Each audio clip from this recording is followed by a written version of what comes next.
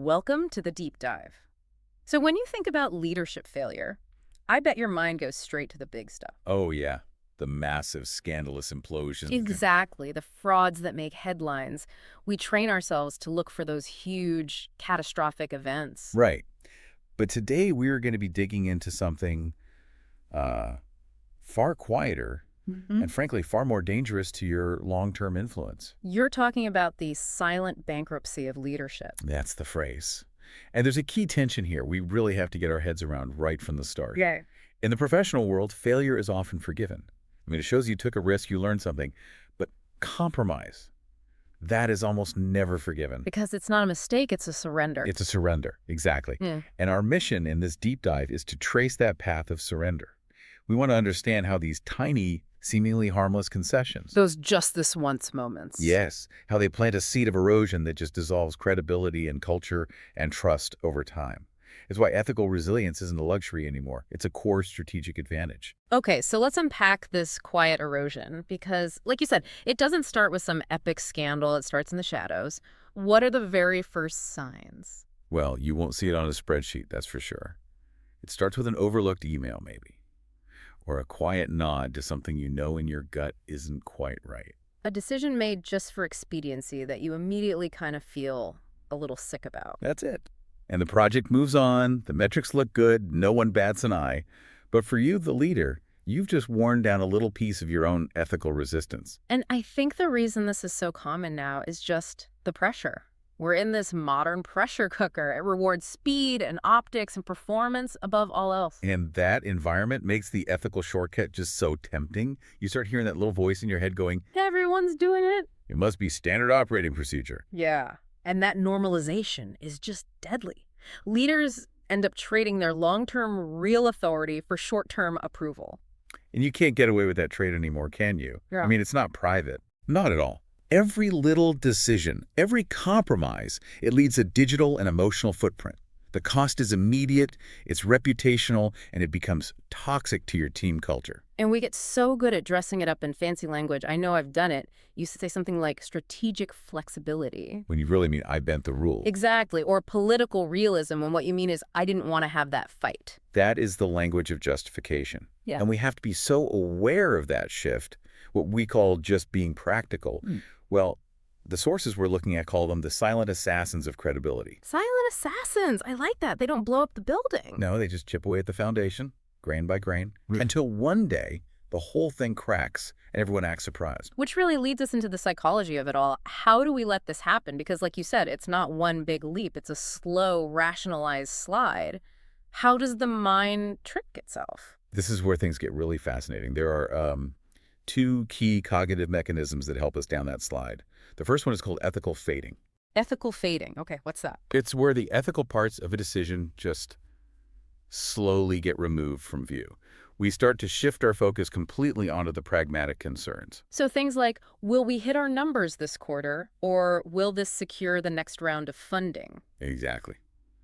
We stop asking, is this the right thing to do? And we only ask, is this the practical thing to do? We just forget there was even a moral component to begin with. And once that happens, you move to the next step. You do. The second mechanism is moral rationalization. This is where we create these really elaborate justifications so we can keep seeing ourselves as good, moral people while doing something that's, questionable. The classic, it's for the greater good of the company. Or, I have to do this to protect my team. But hold on, that's the real challenge, right? Sometimes protecting the team is the priority. How do you tell the difference between being a realist and, well, ethical fading? That's the million-dollar question. And the distinction, I think, lies in that internal discomfort. It's that feeling you get when you know you violated a core value, even if the outcome looks good for a minute. So it's about acknowledging the tension, not pretending it doesn't exist. Precisely. The moment you start justifying the violation instead of just dealing with a hard choice, you've started the slide. Think about that classic biblical parallel from Genesis. Okay. Temptation didn't start with an order to do something evil. It started with a question. Did God really say? Right. A question designed to reframe a clear command as something debatable. The first compromise wasn't eating the fruit. It was just entertaining the idea that the rule was negotiable. The intellectual compromise came before the moral one. And you see that in modern research too, right? You do. Studies have shown people are way more likely to commit a big act of dishonesty if they've already done a few small, seemingly insignificant ones. Each little concession just greases the ramp for the next one. Which is a perfect transition to our case studies, where Yeah. we see this play out just disastrous. Yeah, let's start with King Saul. His story is just a perfect blueprint for this. So his downfall wasn't one event. It was a series of small steps away from obedience. Two clear ones. The first was impatience.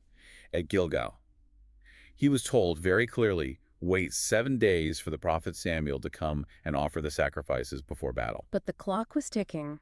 His soldiers were getting scared, starting to scatter, and Samuel was late. So Saul just takes it on himself. He performs the religious act, which was not his role to perform, and then he immediately rationalizes it.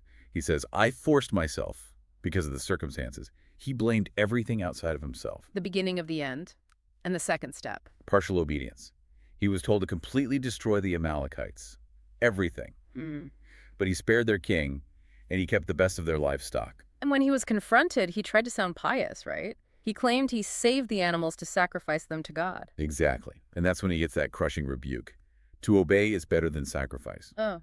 Saul wanted the spoils of war. He wanted the approval of his soldiers more than he wanted complete integrity. And you can hear the echoes of that so clearly in modern examples, like Volkswagen's defeat device. Perfect parallel. The pressure was on to make this clean diesel car that still performed well. The initial decision to create that little bit of software was probably rationalized as just a clever workaround. Strategic flexibility to get around some tough regulations. I've got it. But that one single initial compromise required a whole cascade of organizational lies and cover-ups to maintain, and the cost was just staggering. Or look at Wells Fargo and the phantom accounts. That didn't start as some grand conspiracy from the top. Not at all. It was the result of insane, totally unrealistic sales quotas put on individual employees. So people, just trying to keep their jobs, made a small compromise. They opened one unauthorized account, then two. And because that behavior wasn't checked, it became normal. It led to this widespread misconduct and a culture that was just poisoned by fear. And finally, you have Enron. That was driven by just pure arrogance. The need to maintain an image of invincibility. They used these complex accounting practices like mark-to-market that were already pushing the boundaries. The first compromises were these little financial maneuvers, small steps into dishonesty to hide debt and inflate their earnings. So if these small compromises are the silent assassins, how do we build an ethical armor to defend against them? I love that term, ethical armor. It's an internal defense system. And it's about shifting from being reactive, deciding what's right when you're already in the fire, to being proactive. You have to fortify your decision-making before the pressure hits. And the sources gave a really practical tool for this, the compromise risk matrix. I think this is so useful because it adds structure to what feels like a really fuzzy moral problem. It does. It turns it into a strategic exercise. So it's built on two axes. Axis one is the significance of the value that's being challenged. So that's like tier one are your absolute core principles, honesty, loyalty. And then you go down to maybe tier three, which is more like an organizational preference. Exactly. And then axis two is the intensity of the pressure you're under.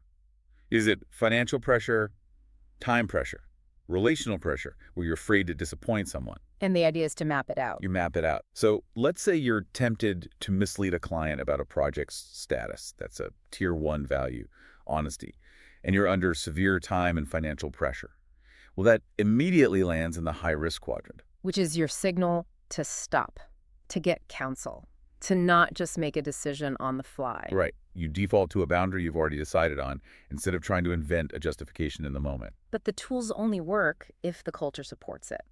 A leader has to be the ethical gatekeeper, but they can't be the only one. No, you have to build an environment of what they call psychological safety.